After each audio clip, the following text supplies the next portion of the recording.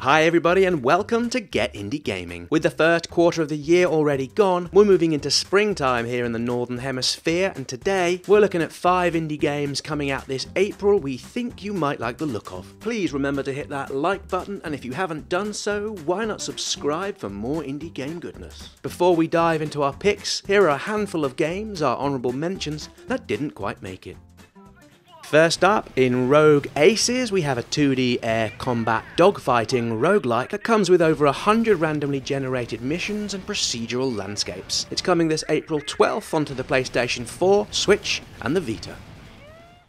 A successful Kickstarter project, The Adventure Pals lands on all major platforms this April 3rd. It's a side-scrolling action-adventure platformer with RPG elements, with a 2-player drop-in-and-out co-op play. With its 105 levels, players can expect to encounter zombie pirate cats, post-apocalyptic dinosaurs, and rather oddly, hot dogs that can excrete explosive mines.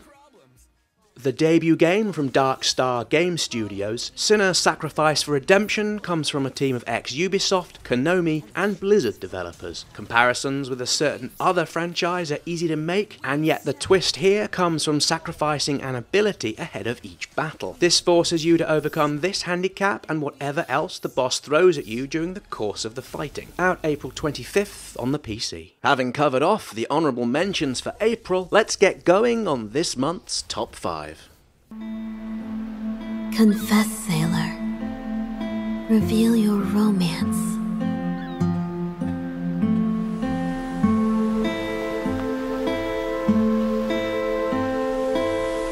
At number 5 for April, we have Solo from Team Gotham, an indie studio based out of Madrid formed by 5 friends who met at university. Funded via a FIG campaign that brought in nearly $69,000, Solo is a 2D platforming puzzler that lands on the PC, with others to follow later in the year. The game includes an introspective narrative about love and whether or not you're inclined to put the love of your partner before that of your family. The story was collated by Jordi DePaco, who you may remember from the likes of Red Strings Club and Gods Will Be Watching. As for the gameplay, Solo offers a warm and welcoming world alongside a metaphoric narrative and creative puzzle-solving mechanics. It's not too much of a stretch to look at Solo and think its stylings are akin to those of Zelda's Wind Waker, so perhaps while not appealing to everybody, fans of this and those looking for more of a thought-driven experience might find this is the game for them.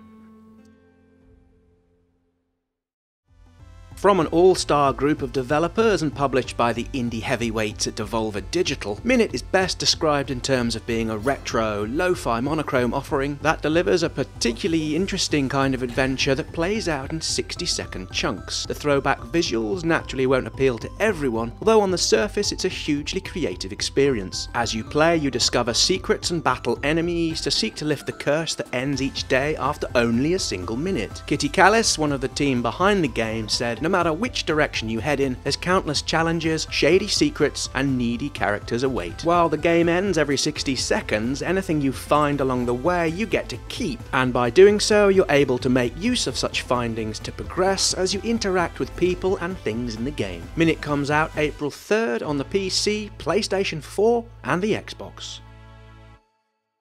Otto of Snowcrest Valley, I hereby declare you a shaper of Anima. Zar will grow stronger as he learns to draw power from soul shards. If we don't act quickly, we may never be able to stop him.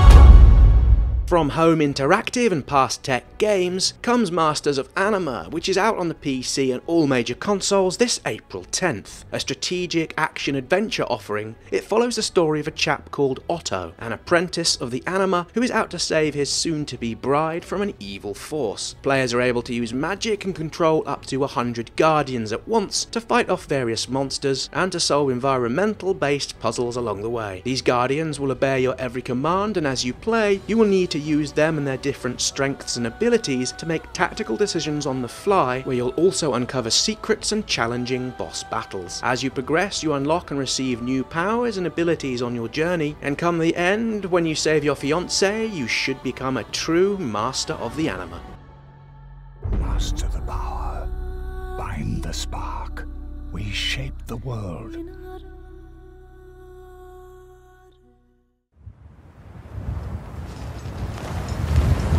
my goodness gracious, let me tell you the news. My head's been wet with the midnight dew.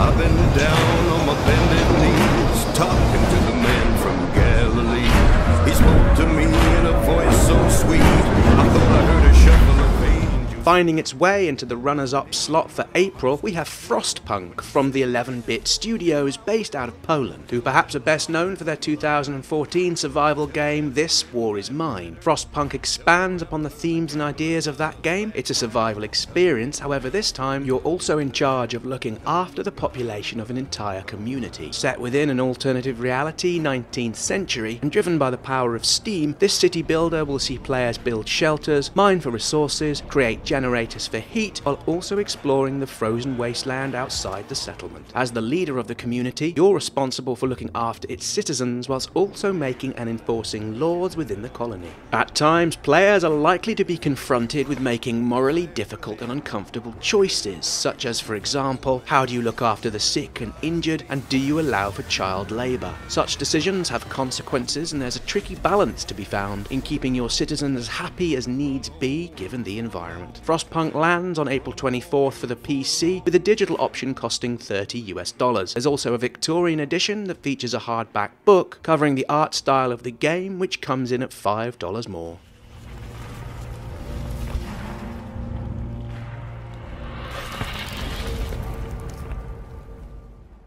Another one from the publishers at Devolver Digital, this month's number 1 and up there in our top 5 most anticipated games of the year, the Swords of Ditto comes out April 24th on the PC and PlayStation 4. Described by some as looking like a randomly generated co-op Zelda blended with half-minute hero and Infinity Blade. This one's designed to be played in couch co-op mode, although there is a single-player option. It's a compact action RPG that offers players a cyclical structure designed to encourage repeated and sequential playthroughs, each one being called a micro-adventure where a new randomly generated hero and world pop up each time. Each new game starts with the player or players being given access to the titular sword, and from there you embark on a series of challenges that must be completed within 3 game days. Fail to do so and you're able to try again, although a century will have passed in the game, meaning the world will have changed for the better or worse depending on your success in the previous playthrough. The Swords of Ditto sounds an awesomely charming experience, and with its many levels of gameplay, one was certainly itching to get hold of. We hope you agree April is looking rather fabulous indie game wise, and we're hoping to play as many of these as we're able over the forthcoming weeks. Did any of these put you in mind to add them to your wish list? And if not, is there anything you think we should have been featuring in our top 5 or honourable mentions? If you haven't, it would be awesome if you could like this video, as by doing so you really do push the channel and indie games towards a wider audience. Many thanks for watching, and look forward to seeing you all here again soon for more indie game videos.